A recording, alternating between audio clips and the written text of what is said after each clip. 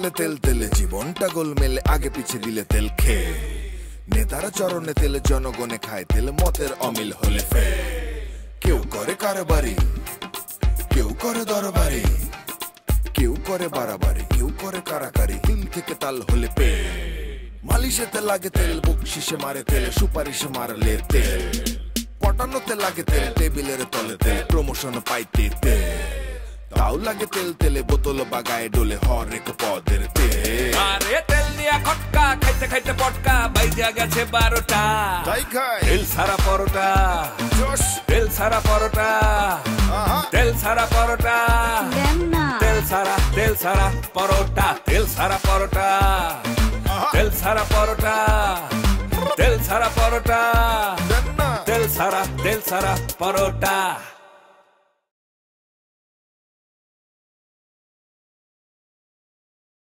এবার চতুর্থ পরিচালকের নির্দেশনা অনুযায়ী ওই বেচারা নবাগত অভিনেতা আবার তার ডায়লগ থ্রো করছে। কাশেম, তোমাকে বিশ্বাস করে দিয়েছিলাম সেনাপতিত্ব, আর তুমি যদি সেই বিশ্বাসের উপর বিশ্বাসঘাতকতা করো জনগণ কিন্তু তোমাকে ক্ষমা করবে না কাশেম, তোমাকে ইতিহাসে রাস্তা করে নিক্ষেপ করা হবে। বাহ, এখন যেটা হলো যে এটা যেদিন চূড়ান্তভাবে ফাইনালি মঞ্চস্থ হবে, এখন ওই নবাগত অভিনেতা ভাবছে আমাকে তো 4 জন পরিচালককেই খুশি রাখতে হবে, তা নাহলে ভবিষ্যতে তো আমি আর কোনো কাজ পাবো না। তখন সে মঞ্চে গিয়ে দাঁড়িয়ে ফাইনাল ডে, এখন আর কারো কোনো ডিরেকশন দেওয়ার কোনো সুযোগ নাই। সে বলছে, কাশেম, তোমাকে বিশ্বাস করে দিয়েছিলাম সেনাপতি, আর তুমি যদি সেই বিশ্বাসের উপর বিশ্বাসঘাতকতা করো জনগণ তোমাকে ক্ষমা করবে না কাশেম, তোমাকে ইতিহাসে রাস্তা করে নিক্ষেপ করা হবে। বাহ, পুরো উড়াই গেছেন। হ্যাঁ, খুব সুন্দর। বুঝেন নাই কি হলো? মানে থাপ করে উঠে চলে গেল কেন? বুঝতেছিস না, সে মানসিক চাপে আছে। 4টা বিজ্ঞাপন, 4টা প্রোডাক্ট, সূর্যকন্যা, চন্দ্রকন্যা, আলতাবানো, ব্ল্যাক ডায়মন্ড, কতগুলা তেলের বিজ্ঞাপন তার করতে হতে, বুঝতেছিস? এই চাপে সে পাগল হয়ে গেছে। সে যাই হোক, আমি তো ফিক্সড করে ফেলছি আমার চন্দ্রকন্যার বিজ্ঞাপনে ওনার ক্যারেক্টার কি হবে। কি হবে? ওনার একটি কিন্তু ডাইমেনশন আছে। আমি ভাবছি এই ক্যারেক্টারটা আমার বিজ্ঞাপনে কাঁদবে। আমি ভাবছি আমারটাই তারা হাসাবে, কারণ কাঁদা সোজা, হাসা করতে। তুই একটা জিনিস চিন্তা কর, সে তুতায় বৈশাস আর আমি ব্ল্যাক ডায়মন্ড কালো জিরা তেল নিয়ে তাকে খাওয়াই দিলাম। খাওয়ানোর সাথে সাথেই সে টনিকের মতন এনার্জি পেয়ে গেল আর পিক করে শুয়ে দিল। পিক করে যখন হাসবে, উনি তো ফোকলা, মাঝখানে একটা দাঁত নেই, দেখতে কি বাজে লাগবে। এটাই তো খেলা। তার মনে করিস তারা আমি বলবো আপনি দাঁত লাগান, এবার খান, তো যে ফোকা এটার ভিতরে দিয়ে চলে যাবে, জিনিস জমে যাবে, মানুষ আসবে, জিনিসটা ভাইরাল হয়ে যাবে। আমারটা আরো ভালো হবে। ওনার মতো একটা পিকলের মানে যখন কাঁদবে, মানুষ সেটাকে নিয়ে মজা করবে। বুঝলা না?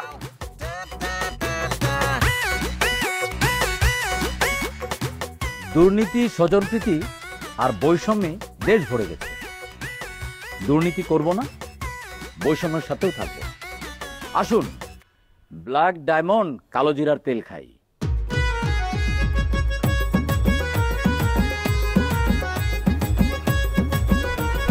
চুমুকেই দেশ পেয়ে।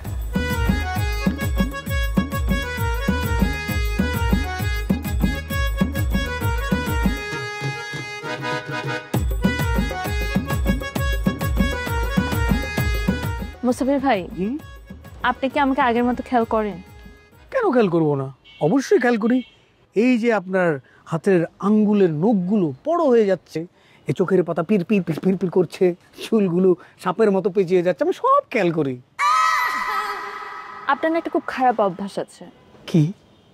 আপনি আপনার কথা দিয়ে সব কিছু উড়িয়ে দেন। মানে কোনো কিছুই আপনি আপনার মাথায় রাখেন না, কথা দিয়ে উড়িয়ে সবকিছু ঠিক ঠিকানা থাকে না। কি বলছেন?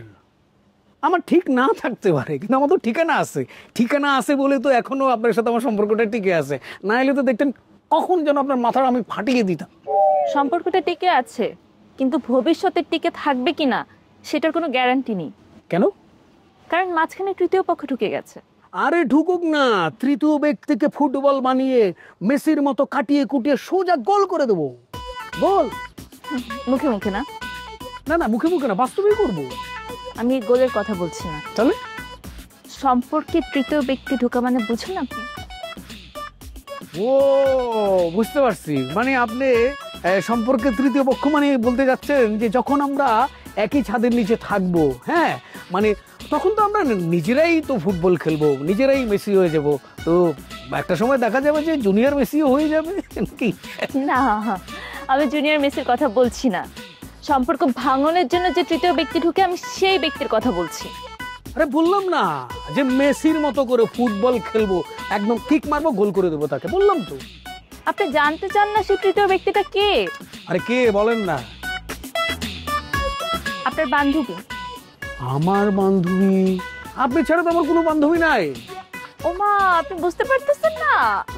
আপনার একমাত্র বান্ধবী যে সারাক্ষণ আপনার চারপাশে বু বু বু বু বলে ঘুরপাক করতে থাকে। শুধু সেটাই না, একমাত্র বিশ্বস্ত মানুষ যাকে দিয়ে আপনি আমাদের ফ্যামিলিকে ধ্বংস করার প্ল্যানিং করছেন।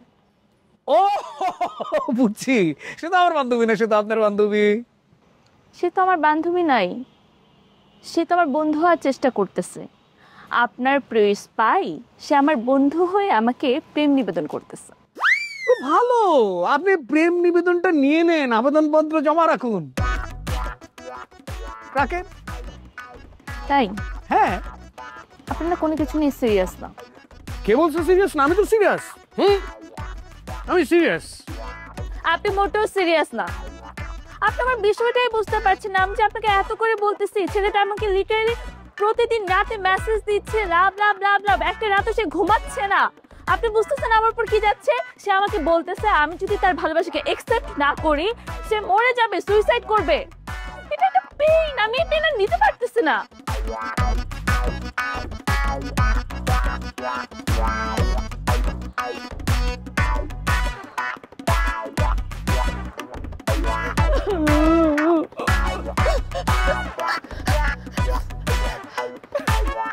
তুমি কিছু বলতেছো না কেন? আমি কাঁদতেছি। না, পুরো বিষয়টা তো স্ক্রিপ্টেড মনে হচ্ছে। শেষ অস্ত্র কান্না, সেটাও ছেড়ে দিছি।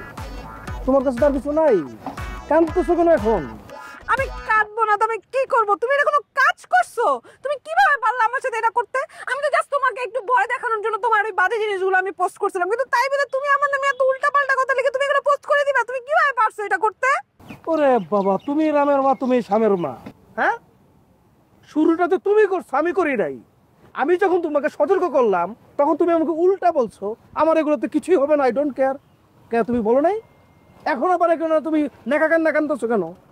আমি কি তখন জানছি যে তুমি সত্যি সত্যি এগুলো পোস্ট করে দিবা? আমি তো ভাবছিলাম যে তুমি জাস্ট আমাকে থ্রেট দেওয়ার জন্য এগুলো বলতেছো। তুমি আমাকে ভালোবাসো, তুমি জীবনে এগুলো করতে পারবে না, কিন্তু তুমি ভালোবাসার এই প্রতিদান দিলে তুমি সত্যি সত্যি আমার নামে এমন বাজে বাজে কথাগুলো ফেসবুকে পোস্ট করে দিলা।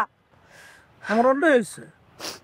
আমি তোমাকে ভালোবাসতাম, তুমি আমার কথা বিশ্বাস না করে, আমার বিশ্বাস ভঙ্গ করে তুমি আমার নামে তুমি কুচ্ছা রটাবা, আর আমি কিছুই বলবো না। আমি তো আত্মপক্ষ সমর্থন করে তো কিছু বলতে। আচ্ছা, এটা তোমাদের কোন ধরনের রোগ বলো তো? ভালোবাসো তুমি আমাকে, আমার কথা না ভেবে, আমার কথা না শুনে তুমি শুনতেছো কার কথা? জুকারবার্গের কথা। কেন? তোমার খাইতে ইচ্ছা করতেছো, ফেসবুকে দেখতেছো, খাচ্ছ ফেসবুকে দেখতেছো। তোমার ঘুমাতে ইচ্ছা করতেছো, তুমি ঘুম থেকে উঠতেছো, তুমি এক জায়গায় ঘুরতে চাচ্ছ, তোমার জীবনে একটা তুমি একটা মার্কেটে গেছো, তোমার বেডরুম, তোমার ড্রয়িং রুম, তোমার সব কিছু কেন ফেসবুকে দিতে হবে? কিন্তু অসুস্থতা। পৃথিবীতে এমন অনেক আলাপ আছে যেটা বাবা মার সাথে শেয়ার করা যায় না, যেটা শিক্ষকের সাথে শেয়ার করা যায় না, যেটা বন্ধুর সাথে শেয়ার করা যায় না। সবকিছুই তোমার ফেসবুকে কেন শেয়ার করতে হবে? এটা তো রোগ, এটা তো বেরিয়ে আসতে হবে তো তোমাকে। এই সব কাজ কারা করে জানো তো? যারা হচ্ছে দুর্বল চিত্তের, যারা হচ্ছে অশিক্ষিত, মূর্খ, ছোট লোক, তারা সবকিছুই ফেসবুকে দেয়। সবকিছু ফেসবুকে দিতে হয় না। কিছু কিছু জিনিস যেটা ভালো, যেটা ঠিকঠাক, যেটা সমাজকে জানানো দরকার, সেইটাই দিতে হয়, সব দিতে হয় না। শুনো না, আমি যা করছি ভুল করছি তার জন্য আমি তোমার কাছে ক্ষমা চাইতেছি, প্লিজ তুমি আমাকে ক্ষমা করে দাও। তুমি বিশ্বাস করো আমি আর কখনোই তোমার বিশ্বাসের অমর্যাদা করবো না। তুমি আমাকে যা বলবা যেভাবে বলবা আমি এখন থেকে তাই করবো। আর আমি তোমার নামে যেগুলো লিখে পোস্ট করছি আমি সব কিছু ডিলিট করে দাও প্লিজ। তোমার কাছে আমি রিকোয়েস্ট করি, তুমি আমাকে নিয়ে যা লিখছো এগুলো তুমি ডিলিট করে দাও প্লিজ। ঠিক আছে, আমি ডিলিট করে দিচ্ছি, কিন্তু কথা হচ্ছে ওইটাই, আমি এখন সব কিছু ডিলিট করে দিব, তুমি এখান থেকে যাবা, তারপরে তোমাকে আবার সেই রোগে তোমাকে কামড়াইতে থাকবে, তোমার হাত নিষ্পিস করবে, আবার কখন ফেসবুকে এগুলো লিখতে হবে, আবার তুমি এগুলো জমাবা, আবার ফেসবুকে লিখবা। সুস্থ হও, হ্যাঁ, তাইলে দেখবা যে সব ঠিকঠাক। আর এই অসুস্থতা যদি থেকেই যায়, আমি তোমাকে মাফ করে দিলাম, কিন্তু কোনো লাভ নাই, তুমি আবার লিখবা, আমি নিশ্চয় তুমি লিখবা। তুমি বিশ্বাস করো আমি আর কোনোদিন কোনো কিছু লিখবো না, কিছুই করবো না। তুমি যা বলবা আমি তাই করবো। তুমি যদি আমাকে বলো এই শহর ছেড়ে চলে যেতে, আমি শহর ছেড়ে চলে যাবো। ইভেন তুমি যদি বলো আমাকে মরে যেতে, আমি মরে যাবো। তুমি যা বলবো আমি তাই করবো। তারপরে প্লিজ এগুলো ডিলিট করে দাও। বিশ্বাস করে এই রোগ আমার আর কখনো হবে না। আমি আর কখনো ফেসবুক, ইভেন তুমি যদি বলো আমি ফেসবুকও ডিলিট করে দিব, আমি ফেসবুক অ্যাকাউন্টটাই আর রাখবো না। তারপরে প্লিজ তুমি আমাকে ক্ষমা করে দাও। তুমি যা যা আমার নামে লিখছো সব কিছু তুমি ডিলিট করে ওরে দাও। বাবারে, আমি বললাম তো আমি তোমাকে ক্ষমা করে দিচ্ছি, সব কিছু ডিলিট করে দিব। আমার জন্য তোমার শহরও ছাড়তে হবে না, দুনিয়াও ছাড়তে হবে না। আর যারা আত্মহত্যা করে তারা আমি নিশ্চিত গিয়ে আফসোস করতেছে আমি কেন এটা করলাম। কারণ এটার মতো ছাগলামি কাজ, এটার মতো একটা মানে কি বলবো, এটার মানে একটা মুখের ভাষায় প্রকাশ করার মতো এই কাজ কেন করবো। তুমি চিন্তা করো তো অসুস্থতা। তুমি সত্যি আমাকে ক্ষমা করে দিছো? আমি সত্যি ক্ষমা করে দিচ্ছি। তাহলে কি আমাদের সম্পর্কটা আবার আগের মতো হয়ে যাবে? প্রশ্নই আসে না, আগের মতো হওয়া কোনো ভাবেই সম্ভব না। আমরা স্বাভাবিক থাকি, স্বাভাবিক আছি। তুমি যদি সম্পর্কটাই ঠিক না করো তাহলে তুমি কিভাবে আমাকে ক্ষমা করছো? তুমি আমাকে ক্ষমা করে যদি আমার সাথে আবার নতুন করে সবকিছু ঠিক করে আবার সম্পর্কটা শুরু করতে, তাইলেই না আমি বুঝতাম যে তুমি আমাকে ক্ষমা করছো। তাহলে তুমি আমাকে ক্ষমাটা কোথায় করছো? মানে নেড়া বেলতলা একবার যায়, বারবার যায় না। আমি একবার গেছি, আমি আর যাবো না। তার মানে এই না যে আমি তোমাকে অন্য কোনো ক্ষতি করবো, অন্য কোনো ক্ষতিও করবো না। আমি তোমার শুভাকাঙ্ক্ষী হিসেবে থাকবো। চলে যাও। আমি সত্যি সত্যি চলে যাব? অবশ্যই।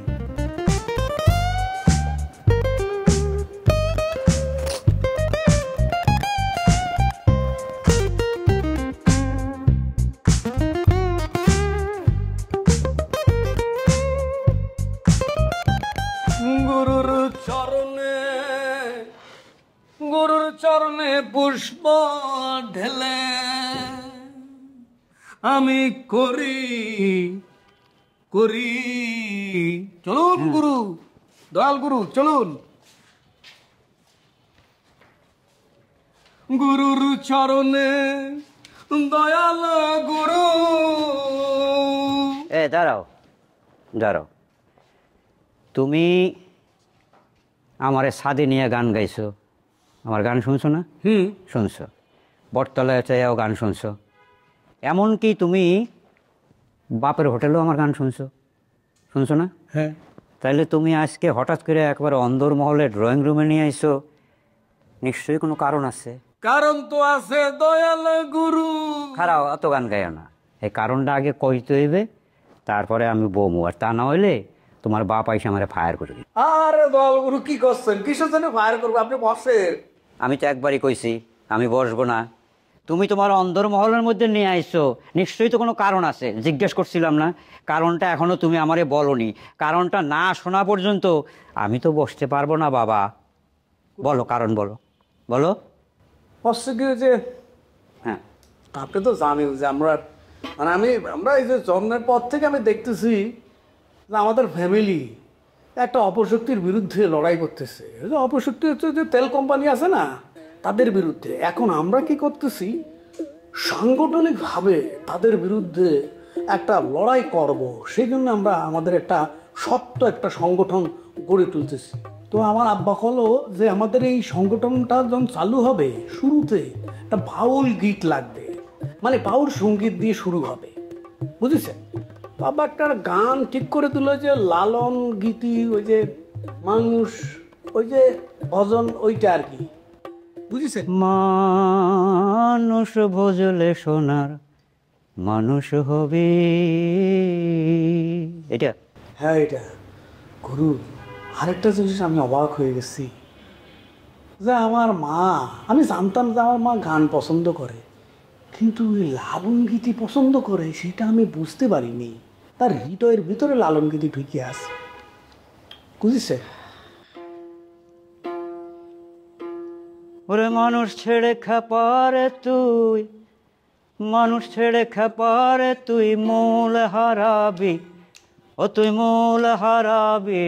মানুষ ভজলে সোনার মানুষ হবি, মানুষ ভজলে সোনার মানুষ হবি। মানুষের মন রে আমার, দেখবি রে তুই সব শূন্যকার। মানুষের মন রে আমার, দেখবি রে তুই সব শূন্যকার। মানুষ ছেড়ে খাপারে তুই, মানুষ ছেড়ে খাপারে তুই মূল হারাবি, ও তুই মূল হারাবি।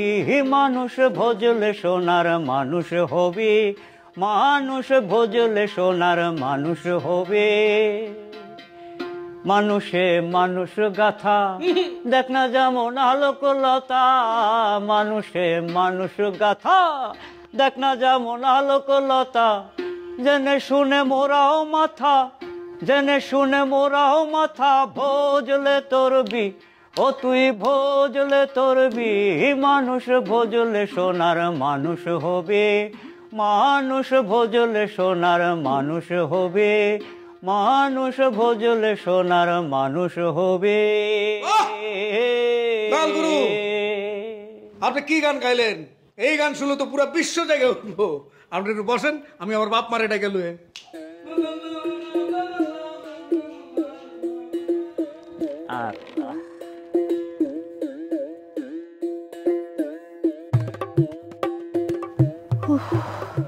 আচ্ছা, খালি তো আমার তিলের খাঁচা কোম্পানির অফিসে যাইতে চাও, কিন্তু যাইতে গেলে ওইখানে যে ইন্টারভিউ দিতে হইব, ওই ইন্টারভিউ দিতে গেলে তোমাকে যে অনেক কিছু জানতে হইব, সেটা কি তুমি জানো? এই যেমন ধরো আমাকে কোম্পানিতে কয়টা তেল বানায়, এগুলো কি তুমি জানো? হ্যাঁ জানি, জানবো না কেন? ওইটা জানার জন্য কি আমার আবার তোমার কোম্পানিতে যাওয়া লাগবো? এই যে যেমন ধরো আলতা বানু সরিষার তেল, ওই তেল দিয়ে তো আমি রান্না করি। তারপরে ধরো এই যে সূর্যকন্যা নারিকেল তেল, সেটা তো আমি মাথায় দেই। তারপরে চন্দ্রকন্যা সুগন্ধি তেল, ওইটাও মাঝে মধ্যে মাথায় দেই, তোমার মাথায় দিয়ে দেই। তো জানুম না কিসের জন্যে? তিনটা তেলের নাম বলার হয়ে গেল। এই যে তোমার স্বামী, তোমার স্বামী যে একটা তেলের কোম্পানির ডিপোতে আছে, সেখানে অনেকগুলো তেল আছে, সেই সম্পর্কে তোমাকে বলতে হইব না? হ্যাঁ, আর একটার ব্যাপারে তো তুমি কিছুই বললা না। ব্ল্যাক ডায়মন্ড কালোজিরার তেল আমার মালিকের ছোট ভাইয়ের খুব পছন্দের তেল। এই তেল খাইলে মানুষ সাথে সাথে চাঙ্গা হয়ে যায়। এই তেল সম্পর্কে তো তুমি কিছুই বললা না, আর তুমি আমার অফিসে চলে যাবা। ও খারাপ খারাপ, ওই যে সেদিন তুমি একটা তেল আইনা যে টেবিল উপরে রাখা কইলা যে এটা ব্ল্যাক ডায়মন্ড কালোজিরার তেল, এটা খাইলে ঝিমানো মানুষ চাঙ্গা হয়ে যায়। আচ্ছা খারাপ খারাপ, আমি তো সেদিন রান্না করতে করতে একদম মানে ঝিমাই গেছিলাম। আমি করছি কি, ওই তেলের বোতল নিয়ে ওখান থেকে এক ঢুক খায়া ফেলাইছি। হায় হায় হায় হায়, খাওয়ার পরে আমি চাঙ্গা হমো তো দূরে থাক, 1 মিনিটের মধ্যে আমি খারাপ থেকে ঠাস করে খাটের উপরে পড়ে গেছি। পইরা যায় তো আমি 2 চোখে সরিষা ফুল দেখতেছি, আর আমার কাছে মনে হইতেছে যে আমি তলানিতে ডুববা যাইতেছি। আল্লাহ গো আল্লাহ, মানুষ বিষ খায়া মরে, আর আমার স্বামী আমারে তার কোম্পানির ব্ল্যাক ডায়মন্ড কালোজিরার তেল খাওয়ায়া মাইরা ফেলানোর ষড়যন্ত্র করছে না? হায় আল্লাহ, হায় আল্লাহ, এই মহিলা মুখে কি বলতেছে? খবরদার তুমি মুখে আর এই কথা আইনো না। লালনের গানের কি অসাধারণ শক্তি। তবে আমি যেটা বুঝতে পারছি যে এই কোম্পানিতে চাকরি করতে হলে আমাকে চোর হতে হবে, বাটপার হতে হবে। তেল দাও, মাথা ঠান্ডা করো, ঘুমিয়ে পড়ো। তেল দাও, মাথা ঠান্ডা করে ঘুমিয়ে পড়ো। বিজ্ঞাপন করে যান এবং সমস্ত দর্শককে মাতিয়ে দেন, তেল ঘরে ঘরে পৌঁছে দিন, দেখবেন আপনার প্রমোশন হয়ে যাবে। আরে তেল দিয়া খটকা খাইতে খাইতে পটকা বাইজা গেছে 12টা। তেল ছাড়া পরোটা, তেল ছাড়া পরোটা, তেল ছাড়া পরোটা, তেল ছাড়া পরোটা, তেল ছাড়া পরোটা।